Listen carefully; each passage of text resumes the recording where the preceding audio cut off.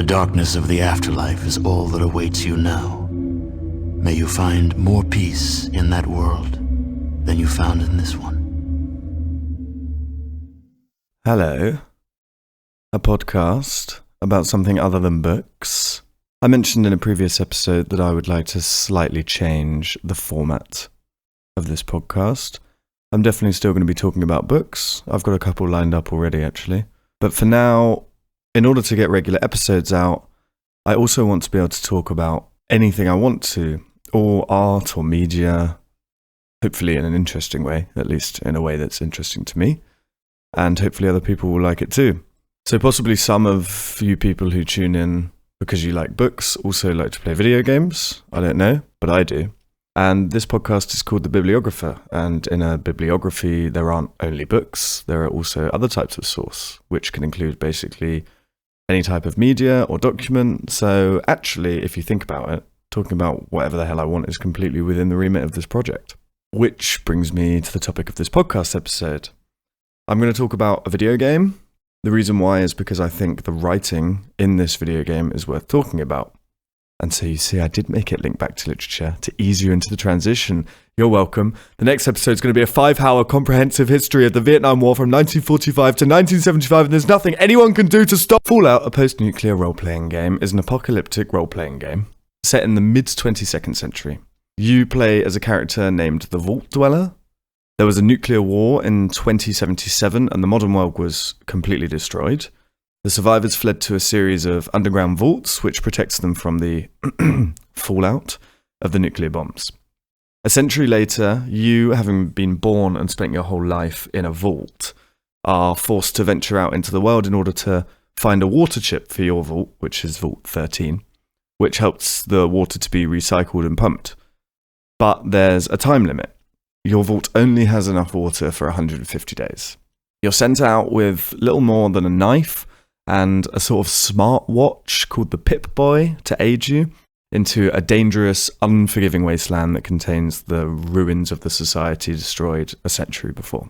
And eventually, after scouring post-nuclear Southern California and visiting a bunch of really interesting locations, you find your water chip in a different vault underneath a city called the Necropolis, which is inhabited by mutated humans called ghouls who sometimes try and kill you, but are basically just people who want to survive the wastes like you do. The ghouls have been mutated by the nuclear bombs due to high exposure to radiation, and their fate has left them essentially immortal to the effects of time, but they still need to eat and drink like you do. And taking the water chip from Vault 12, where the ghouls live, destroys their home's ability to pump and recycle water, obviously. This plot point serves as one of the first important decisions you can make as the Vault Dweller. If you take the chip, you can leave them to die in order to save your own people.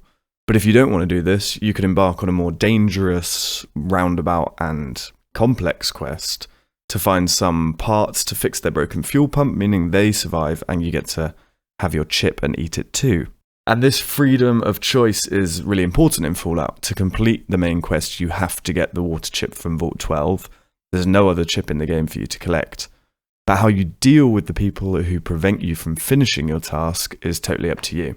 You can help them, so a lot of innocent people who are just trying to survive like you don't suffer. You can choose to take the chip and not repair their water pump, meaning they'll almost certainly all die of thirst. You can even just gather your allies and blast your way through all of them and steal their property if you like. And how you act in these situations changes how other characters in the world react to you, and also gives you a different ending at the end of the game, which is a classic role-playing game mechanic. When you get back home with the chip finally, your boss, who's called the Overseer, takes the water chip, repairs your vault's water systems, but then he immediately sends you back out into the wasteland with the plot-thickening information that reveals that the main story you thought you'd just completed was actually only 1/3 of the whole story. There are 2 whole other storylines to complete, which are based around another group of characters you may have already stumbled across, but for your sake, hopefully haven't. The mutants.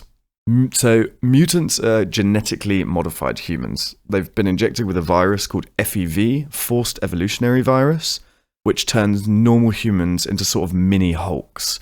Exceptionally strong and enduring beings who are often perceived as being quite dim, but in general are actually quite intelligent as the humans that they once were. The first of the remaining 2 storylines, which, if you've played the game well, have no time limit, concerns you destroying an entire military base filled with extremely strong armed-to-the-teeth mutants who can't be reasoned with. During the game, you can pick up a few companions who join you and fight with you, and all of mine died while I save-scummed my way through the military base. It is really, really difficult. But even after you've destroyed the base by blowing it up and destroying the vats of this FEV, in which regular humans are dipped in order to change them into mutants, your story still isn't over, because someone somewhere is behind all of this, and it's now your job to find out who and stop them. Which leads us to the Master. The Master is one of the most well-written villains in all video game history. In fact, he's often voted the best video game villain of all time. Of course, the dialogue trees you can have with him are relatively short compared to an actual conversation, but for a video game, and especially for a video game that was made in the late 90s, it's seriously genius. The Master is a disgusting but highly intelligent computer-mutant hybrid. He or she or they or it is the one who's been turning humans into mutants. For the sake of this, I'm just going to use he because he's usually referred to as a he. He's been infecting masses of humans with the FEV and creating an army, basically. Anyone who stands in his way, he has killed. He also says that people who submit but don't want to become mutants will be sterilized. Also, the voice acting is done by Jim Cummings, who also voiced Winnie the Pooh, Tigger, and Dr. Robotnik from the Sonic animated series and the Tasmanian Devil, as well as Kath Soucie, I think I'm pronouncing that correctly, who voiced Lola the Bunny, Dexter's mum in Dexter's Laboratory, and also Sally Acorn from the Sonic animated series. And she's done some work on Winnie the Pooh too, as well. Anyway, this is one of the first things that you hear from him. But first, you must tell me everything about your vault. I will conquer it and turn all those pure strain humans into mutants. They will give me the army I need to bring peace to the entire wasteland. That's what you first hear, but then he's doing it in the name of peace. This isn't your typical Bond villain who's power-hungry or just an unexplainably bad person.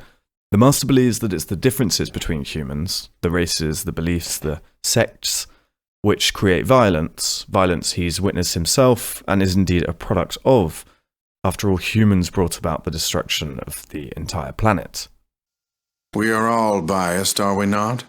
We each care more about our individual communities than other people.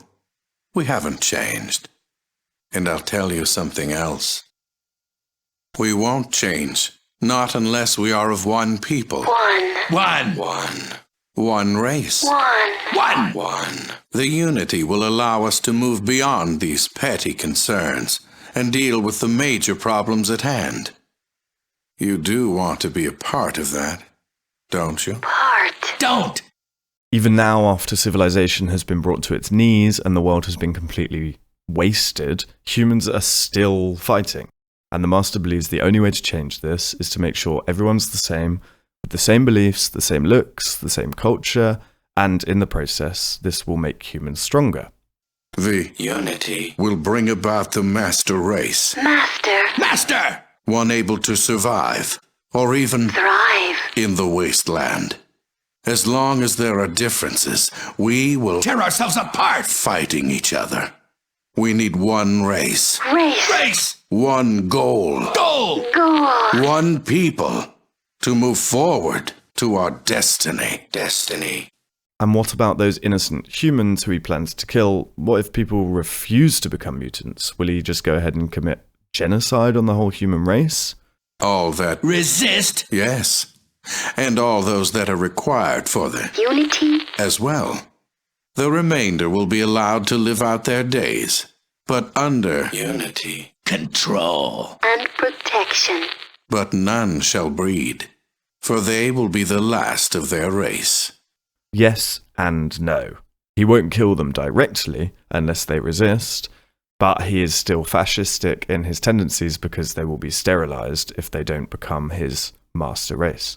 The Master's got a coherent worldview. It's not one I agree with, but he has actual reasons for his plan. And you can't convince the Master that his plan won't work. He's arrogant and certain that he will succeed. If you try and tell him he'll fail or his mutants will be killed, he laughs at you and attacks you, and it's the most difficult fight in the game. He believes too strongly in his plan, he's too sure of his success. He can't be reasoned with either. No rational argument based on the inhumanity of what he wants to do will bring him round either. The only way to make him stop is to convince him that there's a problem with his plan because of a document you received from a different faction elsewhere in the world, literally on the other side of the map. And this problem is that the mutants he's creating are infertile. They can't breed, and part of the Master's plan is to let the remaining humans who he doesn't infect with the virus live until they die naturally without allowing them to breed. And he can't just keep humans alive to use later as mutants because he believes if he does that, those humans will continue fighting each other as they have always done, and the whole point is to create peace. His plan's a failure, he knows this, but he doesn't believe you immediately. Why would he? Preposterous! The FEV2 virus doesn't destroy the reproductive organs of those it mutates. It takes a few more dialogue options to properly convince him, and you can still fail if you pick the incorrect option. You have to have the actual evidence of the mutant's infertility on you to bring him round, a document you received by someone called Vree who wants to help you defeat the mutants. And even then, initially the Master thinks the document's a fake, a forgery. I must digest this information. One moment. I understand now. You made a clever forgery. You made this up to fool me. Fool! Me. Then you get him to ask his lieutenants, who already know they're infertile but haven't said anything. They lie to him and tell him that you're just there as part of a plot to bring him down because he has them convinced so well that what he's planning will bring peace. My scientists assure me that nothing is wrong. What do you say to that? Say! Then you tell him to talk directly to some of his female mutants. He does this and slowly he starts to break down as he realizes you aren't lying, the document isn't a forgery, and his plan is doomed to fail. Are you sure? What about the other? Females. It cannot be. Me. You tell him his race is doomed, his plan will never work, and finally, he submits. But it cannot be. This would mean that All my work. has been for nothing. Everything that I've tried to... A failure! It can't Me. be. I don't think that I can continue Continue. to have done the things I have done in the name of progress and healing. It was madness. I can see that now. Madness. Madness? There is no hope. Leave now. Leave while you still have. Hope. The fact that a shooter role-playing game even lets you talk your way out of what should be the final boss fight is just fantastic. It means that all the points you put into random skills, which you do at the beginning of the game, and you can level up later in the game, like speech, for example, which doesn't necessarily seem that useful at the beginning. Oh, I'll put points into being able to speak. This is a shooter game. Actually, it means that it becomes one of the most useful skills in the game. It means that the role-playing you do is really meaningful. The choices that you make about your character actually matter. But more important than this is just how well the Master is written. Obviously, there are some issues with the form. There are only a certain amount of dialogue options that can ever come up. But nonetheless, even though he's a monster who wants forced sterilization and to subject citizens to mass experimentation, he wants to do it in order to bring peace to the world. The race he's trying to exterminate brought about the literal destruction of the whole world through nuclear war, and what the Master wants to do is prevent that from ever happening again. He refuses to let any humans continue to breed, though he doesn't want to kill all of them immediately, because it was humans that got them into this mess in the first place. They're allowed to live out their lives in relative peace as long as they keep the peace. The fact that the mutants are sterile is an awesome blow to his plan. He can't keep humans alive and breeding forever because he believes they will always resort to violence like they always have if he does, and the Master believes in peace. I'm not saying the Master is right. In my opinion, he's obviously wrong. But he has a coherent worldview, which some with more radical politics, far more radical, than I have might buy into. One of the endings you can pick, this being a role-playing game, is simply siding with him. Then you get a cutscene of your vault being overrun by mutants and the inhabitants being infected with the FEV virus. That's a tautology, like pin number, but oh well. And getting turned into mutants. By the way, one of the lines that the master says if you fail the speech check based on your intelligence and speech levels being too low or not knowing certain information, and you still try to convince him that all his mutants have become infertile due to radiation, which they're exposed to throughout his experiments, is this, which is one of the best lines in Fallout. Radiation has no effect on us. The FEV virus makes us immune. Your argument is Weak. and so are you.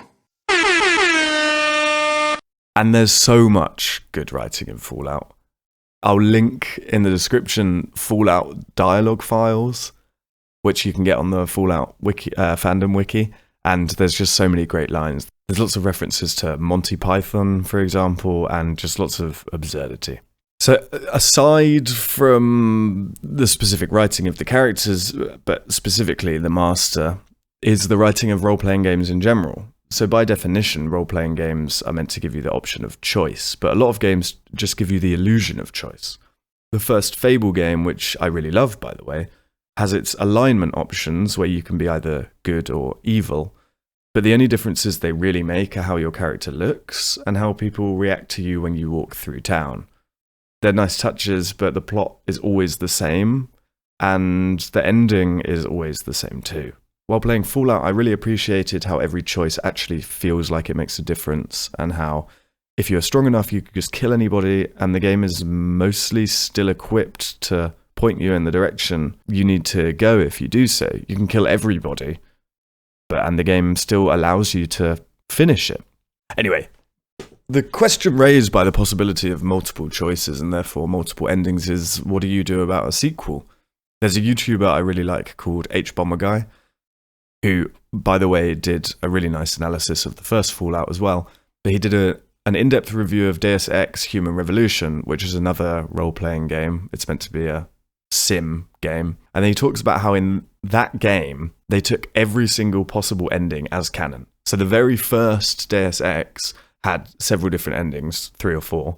And then in one of the sequels, just all of them happened, all at the same time. So all the endings of the original Deus Ex video game are the actual, complete, real canon history truth in Deus Ex Invisible War, the second game in the series. It would be kind of impossible to do this with Fallout, because in one of the endings, the city above the vault where you finally find the water chip is totally destroyed by an invading army. And in another, it continues on happily because you fixed their water pump. And in another, all the ghouls die of thirst because you decided not to help them. All 3 can't be true, so Fallout 2 takes the ending of the invading army as canon, which is a bit of a shame because it means that helping them in the first Fallout basically just gives you some experience points, which is useful, but if you then play Fallout 2 and discover all of the ghouls are dead, you might be a little disappointed if that's not what you wanted to happen to them. Obviously, they had to pick just one ending, but they also had to pick one canon ending for all the other choices you can make in the game. You can play the game out of order if you want. You can kill or talk down the master before you ever find the water chip. It would be really difficult to do, but it's possible. You can kill your boss, the Overseer, at the end of the game too, if you like. And they had to pick canon endings for the sequels, of course, but it's still nice while you're playing the first game to feel like you're really affecting it. Mass Effect, which is another sci-fi role-playing game, looked at the player's save files from the previous games and tried to alter the world of the sequels and the story as a result of what players had done in previous games. Sorry, that was a horrible formulation, but how they did this has been criticized because some of the role-playing mechanics from the first game were toned down for Mass Effect 2. So actually the choices that you made in the first or second one actually don't really make that much of a difference, which is a bit silly. All of these ways of deciding what's canon is fine. The one with the save file is a pretty clever way of doing it, actually. But what's most important is the feeling that you're actually changing the world while you're playing the game, that you actually feel in control of your character, because that's the point of a role-playing game. My point, anyway, is just that good writing can be found in the most unlikely of places. Fallout has long been considered one of the best games ever made, and its sequels, especially 2, 3, and New Vegas, have all been critically acclaimed. And the Master is so well written as a villain, there's a chance you might actually slightly agree with his plan. When he finally breaks and realizes that all the havoc he's created, all of the lives he's ruined was for nothing, it's a genuinely quite emotional moment if you're invested in the game. Of course, aided by how good the voice acting is. Preposterous! Oh, I've just ruined the whole story for you. I really urge you to go and play the first Fallout if you like old games. There are some weird bugs and there are bits and pieces of dialogue which seem rushed for some minor characters, but the main storyline is so well written and the team behind the game made such a cohesive world that you really care about the characters you come across in the story you're following. When all my companions died taking over the mutant base, I was genuinely sad. Ian, one of the followers you can bring along on your journey with you, you find really, really close to the start, and he'd been with me since nearly the very start. And when he got blasted into little chunks of meat by an enormous super mutant with a minigun, I missed him. And going through the Master's final storyline elements by myself was tense and sad as well. I felt like I was the last person who could ever save the human race in this game, because the world and the characters the writers created were so believable, so three-dimensional, despite them being isometric, literally. They had their own beliefs and desires, they acted rationally in their own and others' interests, and a lot of the time you didn't have to mow them down, you could just talk to them like you'd talk to a regular human being, mutated or not, in real life. And sometimes if you were talented enough, you could bring them round to your way of thinking. This kind of writing stands the test of time regardless of the quality of the graphics or the isometric worldview or the turn-based combat. All the bad or a little bit outdated stuff falls away, and you're just in the story, lost in this world that someone else has created, forgetting even that someone else has created it. And at the end of the day, isn't that really the point of literature?